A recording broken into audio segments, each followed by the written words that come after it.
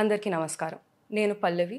ఇవాళ మనం డాక్టర్ జయప్రకాష్ నారాయణ గారితో the new Hyderabad industrial land transformation policy గురించి మాట్లాడబోతున్నాం. సార్, ఈ Hyderabad industrial land transformation policy ఏదైతే ఉందో దాని ప్రకారం ప్రభుత్వం ఇప్పుడు ఒక దాదాపు 4,700 ఎకరాల భూమిని, ఇండస్ట్రియల్ ల్యాండ్ని ఒక మల్టీ యూజ్ జోన్గా కన్వర్ట్ చేయాలనుకుంటున్నారు. కానీ భూమి ఏదైతే ఉందో అదొక 50-60 సంవత్సరాల క్రితం గవర్నమెంట్ ఇండస్ట్రియలిస్ట్కి అలొకేట్ చేసిన భూమి, ఒక నామినల్ ప్రైస్లో. ఇప్పుడు మీ ఉద్దేశంలో ఆ ఇండస్ట్రియలిస్ట్కి ఏమాత్రం హక్కు ఉందంటారు ఆ భూమిని రీపర్పస్ చేయడానికైనా?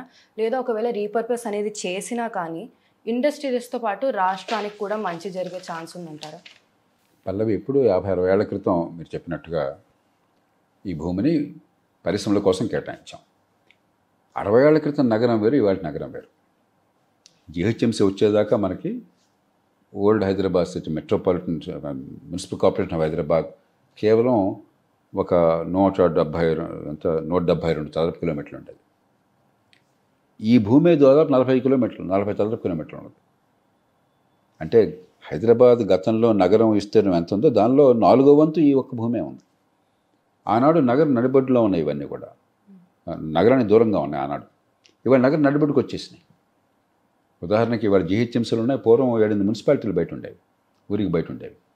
50 ఏళ్ల క్రితం నేను ట్రైనింగ్కి వచ్చిన రోజుల్లో 45 ఏళ్ల క్రితం చూసినట్టయితే అసలు ఈ పరిశ్రమలు ఉన్న ప్రాంతం హైదరాబాద్ సంబంధం లేదు, దానికోసం ఎక్కడో పోవాల్సి వచ్చేది. ఇవాళ నగరం మధ్యలోకి వచ్చేసినాయి. కాబట్టి మారుతున్న పరిస్థితులతో భూమి ఉపయోగించడం కూడా మారుతుంది. ఒకప్పుడు ఇక్కడ వ్యవసాయం చేసేవాళ్ళు, ఇప్పుడు కూడా వ్యవసాయం చేస్తానని చెప్పిన మీరు ప్యాడీ వేస్తే ఏమవుతుంది? కాబట్టి నగరీకరణలో, పట్టణీకరణలో మారుతున్న అవసరాలను బట్టి, మారుతున్న జనాభాని బట్టి, మారుతున్న ఆర్థిక వ్యవస్థను బట్టి భూమి వినియోగం కూడా మారాలి. కాబట్టి సూత్రప్రాయంగా భూమి వినియోగాన్ని మార్చడం తప్పు కాదు. రెండోది, అలా మార్పు చేసినప్పుడు ఫలితం ఆ భూమి సొంతదారులకి ఉండాలి, ప్రజలకి ఉండాలి, అంటే సమాజానికి ఉండాలి. మూడోది, అలా చేస్తున్నప్పుడు భూమి అనగానే, అందులో పట్టణ ప్రాంతాల భూమి అనగానే డబ్బులు, కోట్ల రూపాయలు విలువ చేసే డబ్బులు. ఉదాహరణకు హైదరాబాద్ నగరంలో ఈ మధ్య ఎక్కడో ప్రభుత్వమే భూమి వేలం వేస్తే ఎకరానికి 160-170 కోట్ల పలికిందని విన్నాను. నేను అసలు ఊహించడానికి కూడా సాధ్యం కాదు. కాబట్టి లక్షల కోట్ల రూపాయలు విలువ ఉన్నది, దీనిలో తినేస్తున్నారు సహజంగా అనుకుంటారు. చాలా విషయాల్లో జరుగుతుంది కూడా. అవినీతి సర్వత్రా వ్యాపించున్నదని అందరికీ తెలుసు, మనకు దానిలో పెద్ద రహస్యం ఏం లేదు. అదేమంటే మరి ఒక్కొక్క ఎమ్మెల్యే ఎలక్షన్కి 30-40 కోట్లు అవుతుంది, మమ్మల్ని ఏం చేయమంటే అని అడుగుతారు. కాబట్టి మనం చూడవలసింది భూమి వినియోగం విధానం మారాలి. ఏ పద్ధతిలో చేయాలా, ఏ పద్ధతిలో అయితే సమాజానికి అత్యధిక ప్రయోజనాలు ఉంటే ఆ పద్ధతిలో చేయాలి. మూడోది, అవినీతి లేకుండా పారదర్శకంగా ఉండేట్టుగా ఎలాంటి మార్గం చేయాలి. ఈ మూడు ఆలోచిస్తే మన పరిష్కారం పెరుగుతుంది. సార్, మీరు అన్నట్టుగా ఈ పాలసీని కొన్ని విధాలుగా ముందుకు తీసుకెళ్తే జనాలకు కూడా మంచి కలగచ్చు. ఎలాంటి సజెషన్స్ మీరు ఇవ్వగలరు ఈ పాలసీని ముందుకు తీసుకెళ్ళడానికి? ఇప్పుడు ఉదాహరణకి ఇప్పుడు జీవోలో ఏం చెప్పారంటే ఎస్ఆర్ఓ అన్నారంటే రిజిస్ట్రార్ ఆఫీస్లో కొన్ని వాల్యూస్ ప్రకటిస్తారు. ఉదాహరణకి కొన్ని భూములకి చదరపు మీటర్కి, అంటే చదరపు గజం కంటే కొంచెం ఎక్కువ, 10% ఎక్కువ ఉంటుంది, 21,000 చెప్పారు. కొన్ని భూములకు 10,000 చెప్పారు, కొన్ని భూములకు 3,000 చెప్పారు. హైదరాబాద్ నగరంలో ₹1,00,000 తక్కువ చదరపు గజం ఎక్కడా ఉండదు మీకు. దాదాపుగా మనందరికీ తెలుసు, కొన్ని చోట్ల అయితే ఇంకా చాలా ఎక్కువ ఉన్నది. ఈ రేటు అనగానే అందులో మార్కెట్లో నిజమైన రేటుకి అధికారికంగా ఉండే రేటుకి బళ్ళు తేడా ఉండగానే ప్రభుత్వానికి వచ్చేది కొద్దిగానో, లంచాల రూపంలో పోయి దానికి 10 రెట్లు 20 రెట్లు ఉంటుంది. సహజంగానే జనం అలా అనుకుంటారు. పొరపాటున లంచం లేకుండా ఎవరైనా చేసినా కూడా తాటి చెట్టు కింద నీళ్లు తాగినా, పాలు తాగినా కళ్ళు అనుకుంటారు. కాబట్టి అవినీతి ఉందని ప్రజలు భావించడంలో పెద్ద ఆశ్చర్యం ఏం లేదు. కాబట్టి సులభమైన పద్ధతి అటు అవినీతి లేకుండా ఉండటం చేయడం. రెండోది, ప్రజా ప్రయోజనం నెరవేరటం. ఖజానాకు కానీ లేకపోతే హైదరాబాద్ నగరానికి కానీ ప్రజలకు కానీ ప్రయోజనం కావాలని చెప్పంటే భూమిలో వాటా తీసుకోండి, ఎంత రేటు మనకు అనవసరం. ఉదాహరణకి 3వ వంతు భూమిని మేము తీసుకుంటాము, మీరు కలెక్టివ్గా మొత్తం లేఅవుట్ మొత్తాన్ని ఒక యూనిట్గా భావిద్దాము. ఒక సగటు లేఅవుట్ 200 ఎకరాల దగ్గర ఉంది, 180-200 ఎకరాలు ఉంది సగటున ఒక్కొక్క లేఅవుట్. కొన్ని పెద్దవన్నాయి, కొన్ని చిన్నవన్నాయి.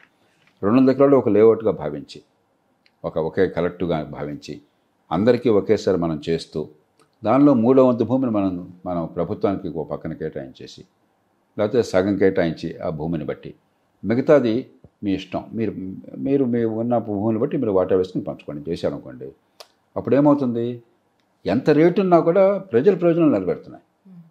ప్రజల ప్రయోజనాలు మార్కెట్లో ₹1,00,000 ఉంటే ₹3,000 సేకరిస్తే ప్రజా ప్రయోజనాలు నిలబెట్టలా. లాభం అంతా కూడా ఆ భూమిని పొందిన వాళ్ళకు ఉంటుంది.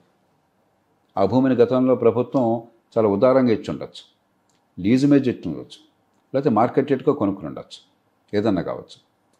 ఇప్పుడు ఇలా చేసేటప్పుడు ఈవేళ పూర్వం కనుక నిజమైన మార్కెట్ రేట్ ప్రకారం కనుక వాళ్ళకి కేటాయించినట్టయితే 3వ వంతు సేకరించండి వాళ్ళ దగ్గర నుంచి.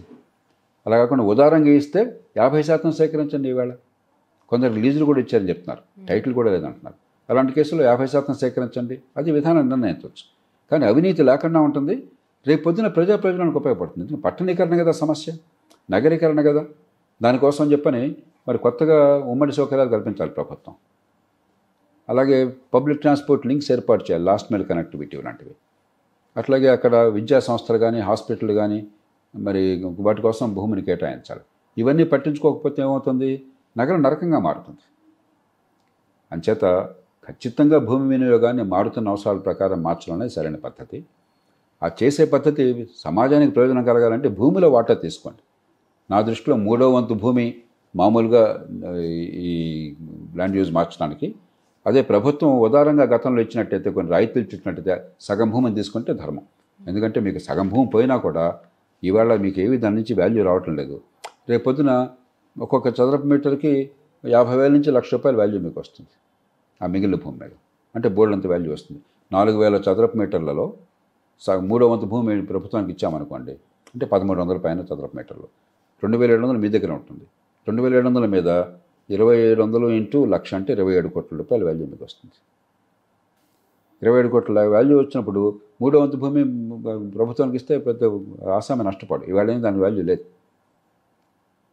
అదే సమయంలో ప్రభుత్వానికి ఏమవుతుంది, రేపొద్దున గ్రీన్ బెల్ట్ ఏర్పాటు చేయొచ్చు, పార్కులు ఏర్పాటు చేయొచ్చు, లేకపోతే మరి ఉమ్మడి సౌకర్యాలు ఏర్పాటు చేయొచ్చు. కొన్ని చోట్ల కమర్షియల్గా కొన్ని ఏర్పాటు చేసి నగర ప్రభుత్వానికి, హైదరాబాద్ నగర పాలక సంస్థకి మరి ఆదాయం వచ్చే ఏర్పాట్లు చేయొచ్చు. రకరకాల పద్ధతులు ఏర్పాటు చేయొచ్చు. ఇది దీంతో ఆపకుండా గతంలో ప్రభుత్వ రంగ పరిశ్రమలు కానీ ప్రైవేటు పరిశ్రమలు కానీ పెద్ద ఎత్తున ల్యాండ్ కూర్చుని కొన్ని 100 ఎకరాల భూమి కూర్చున్నాయి. ఐడిపిఆర్ ఉన్నది. హెచ్ఎంటీ ఏం చేస్తున్నారో నాకు తెలియదు. మరి లేకపోతే మీకు ఐడిఎల్ అని ప్రైవేట్ కంపెనీ ఒకటి అన్నది, డెటోనేటర్స్ అక్కడ ఎక్స్ప్లోజివ్స్ తయారు చేసేది, పేలుడు పదార్థాలు. అప్పుడు పూర్వం నగరానికి చాలా దూరంగా ఉండేది, ఇప్పుడు నగరం నడిబొడ్డులో ఉన్నది. నగర నడిబొడ్డులో ఎలాంటి పరిశ్రమలు ఏంటి? కాబట్టి మూతబడ్డ పరిశ్రమలు కానీ ఇంకోటి కానీ వాటికి కూడా 50% భూమిని మీరు కనుక ప్రభుత్వానికి ఇచ్చేసినట్టయితే గ్రీన్ బెల్ట్ మరొకటి, ఇప్పుడు మీ కేబీఆర్ పార్క్లా బ్రహ్మాండంగా పార్క్ ఏర్పాటు చేద్దు కానీ అక్కడ మీరు 50% భూమి కనుక ప్రభుత్వానికి ఇచ్చేస్తే ప్రభుత్వం దాన్ని ఉపయోగించుకుంటుంది. మిగతా 50% మీకు ఏం కావాలంటే ఆ రకంగా మేము భూమి వినియోగం కోసం అనుమతులు ఇస్తున్నాం అన్నాం అనుకోండి, వాళ్ళకి ఆ భూమి అన్లాక్ అవుతుంది. ఇప్పుడు ప్రస్తుతం నిద్రాణంగా ఉంది ఆస్తి, ఉపయోగపట్టాల, కాగితం మీద ఉంది కానీ నాకు ఉపయోగం లేదు. ఆ సగం ప్రభుత్వం తీసుకుని మిగతా సగం వదిలేస్తే వాళ్ళకి 100 కోట్లు వాళ్ళు చేసుకోవచ్చు, మనకి కొన్ని 100 ఎకరాలు ప్రభుత్వ భూమి వస్తుంది. అట్లా నిజాయితీగా చేసేటైతే, నిర్మాణాత్మకంగా చేసేటైతే, సృజనశక్తితో చేసేటైతే లంచాలు లేకుండా చేయొచ్చు, ప్రజా ప్రయోజనాన్ని కాపాడవచ్చు, మారుతున్నటువంటి నగర ప్రయోజనాలను కూడా దృష్టిలో పెట్టుకుని అవసరాలను తీర్చవచ్చు. మీరు అన్నట్టుగా ఈ మార్కెట్ వాల్యూస్ ఏవైతే ఉన్నాయో మనం చూసిన ఇప్పుడు రీసెంట్ ట్రెండ్ బట్టి ఈ మార్కెట్ అంతు లేకుండా పెరుగుతూ ఉన్నాయి ప్రస్తుతానికి. కానీ ఆ అంతు లేకుండా పెరిగే ఈ ప్రతి ఎకరానికి మీరు అన్నట్టు 177 కోట్ల వరకు వస్తున్నప్పుడు మన గవర్నమెంట్ ప్రభుత్వం వేసిన అంచనాలు కేవలం 4,000 నుంచి 5,000 కోట్ల వరకు ఉన్నాయి. వీళ్ళు మనకిచ్చిన 30 నుంచి 50% ఏదైతే ఎస్ఆర్ రేట్స్ మీద వీళ్ళు డెవలప్మెంట్ ఇంపాక్ట్ ఫీ అనేది వేస్తున్నారో అది ఓన్లీ 5,000 కోట్ల దాకా ఆగిపోతుంది. అదే ఈ ల్యాండ్ని మనం అమ్మితే real estate market value prices బట్టి కొన్ని లక్షల కోట్ల దాకా సంపాదించవచ్చు. మరి 2 నెంబర్లకి అంత తేడా ఎందుకుంది అని? ఎందుకంటే మనంతా కూడా బ్లాక్ మనీ ఎకానమీ, నల్ల డబ్బు అనేది యథేచ్ఛగా ప్రవహిస్తున్నది. ఎలక్షన్లో డబ్బు ఖర్చు పెట్టేది వాళ్ళు ఏమైనా అధికారికంగా చెక్ ద్వారా ఖర్చు పెడుతున్నారా? నల్ల డబ్బు ఖర్చు పెడుతున్నారు. డబ్బులు పంపిణీ కావచ్చు, లేకపోతే చీరలు ఇవ్వచ్చు, మరొకటి ఇవ్వచ్చు, ఇవన్నీ జరిగి మనకు తెలుసు, ఏం జరుగుతుందో చూస్తున్నాం కదా మనం. అట్లాగే లంచాలన్నీ కూడా మీకు ఏమన్నా చెక్లో ఇస్తున్నారా? క్యాష్ రూపంలో, ఇతర రూపంలో కలెక్ట్ చేస్తున్నారు. అంచేత నల్ల డబ్బు అనేది మన వ్యవస్థలో, మన రాజకీయ వ్యవస్థలో, మన ఆర్థిక వ్యవస్థ అంతర్భాగం అయిపోయింది.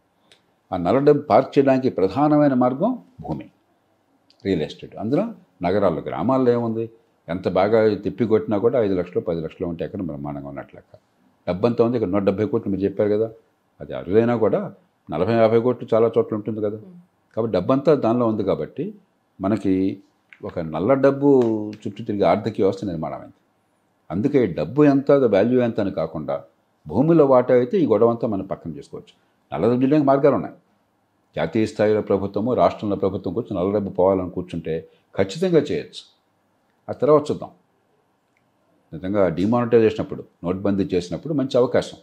మీరు కనుక మార్కెట్ వాల్యూలో ఉన్న రేట్లే కనుక రిజిస్ట్రేషన్ వాల్యూ పెట్టి ఆ వారం మీకు రిజిస్ట్రేషన్ ఛార్జెస్ తగ్గించి ఆ వారం క్యాపిటల్ గెయిన్స్ ట్యాక్స్ అంటారు, జాతీయ స్థాయి ప్రభుత్వానికి ఇచ్చే పన్ను, అది తగ్గించేస్తే ప్రభుత్వానికి పన్ను తగ్గేది కాదు, ప్రజల మీద పన్నుల భారం పెరిగేది కాదు, క్యాష్ అవసరం ఉండేది కాదు. కానీ అది జరగాలంటే నిజాయితీ ఉండాలి, వ్యవస్థలను కోరుకునే ప్రభుత్వాలు కావాలి.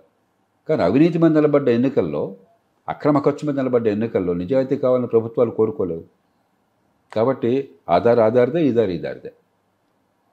నిజాయితీగా దాని తర్వాత ఆలోచించవచ్చు. కానీ ఈలోగా విధానాలు నల్ల డబ్బు అవసరం లేకుండా ప్రజలను కాపాడేట్టుగా, అవినీతికి ఆస్కారం లేకున్నట్టుగా చెప్పడం సాధ్యం. దీనికి ఉదాహరణ ఇప్పుడు మనం సూచించిన మార్గం. ఇప్పుడు ఈ మధ్య తెలంగాణ ప్రభుత్వం ఈ ఎకానమీని పెంచుతాం, పేదలకి పంచుతాం అనే ఒక స్లోగన్ మీద ఆధారపడింది. ఇప్పుడు మీరు అన్నట్టు ఈ నిజాయితీ ఉందా లేదా తెలిసే ఈ పాలసీస్ని మనం ఈ స్లోగన్ ఏదైతే ఉందో దాంట్లో చూడొచ్చు అంటారా? ఈ పాలసీస్ వల్ల ముందు అసలు ప్రభుత్వాల పాత్ర ఎకానమీని పెంచి పేదలకి పంచడం కాదు, ఎకానమీని పెంచి ఆ పెరగడంలో పేదలకు భాగస్వామ్యాన్ని ఇవ్వటం. ఒక రకంగా ఎకానమీ పెంచుతాం, పేదలను పంచుతాం అని చెప్పంటే పేదలను అవమానించడం. మనకంటే పెంచేవాడు ఒకడును, పంచుకుంటే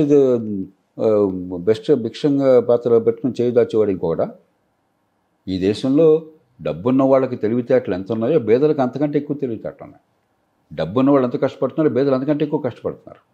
ఆ తెలివితేటలకి పడే కష్టానికి తగ్గట్టుగా ఈ ఆర్థిక కార్యక్రమాల్లో భాగస్వామ్యం ఇచ్చామనుకోండి, ఆదాయాలు పెరిగే మార్గం ఇచ్చామనుకోండి, పేదలు మిమ్మల్ని పోషిస్తారు, మీరు పోషించేదేంటి అంటే అర్థం ఏంటి? మంచి విద్య అందుతుందా లేదా? తెలివితేటలు ఎంత ఉన్నా కూడా వాళ్ళ డబ్బున్న వాళ్ళేమో తల్లిదండ్రులకి చదువు ఉంది, తల్లిదండ్రులకు డబ్బు ఉంది, పట్టించుకుంటారు. ఖరీదైన కారులో ఎక్కడో ఖరీదైన స్కూల్లో చదువుకుంటున్నారు. ఒకవేళ చదువులో కొడుతున్నా కూడా వేరే ఏర్పాట్లు చేసుకుంటున్నారు. వాడి దగ్గర డబ్బు ఉండి, తల్లిదండ్రుల దగ్గర చదువు ఉండి, వాడికి మంచి కనెక్షన్స్ ఉండి, వాడి నగరంలో నివాసం ఉండి, ఇవన్నీ ఉండేసరికి అవుతుంది ఆర్థికంగా పెరిగే ఎదుగుదలలో వాడు పెరుగుతున్నాడు.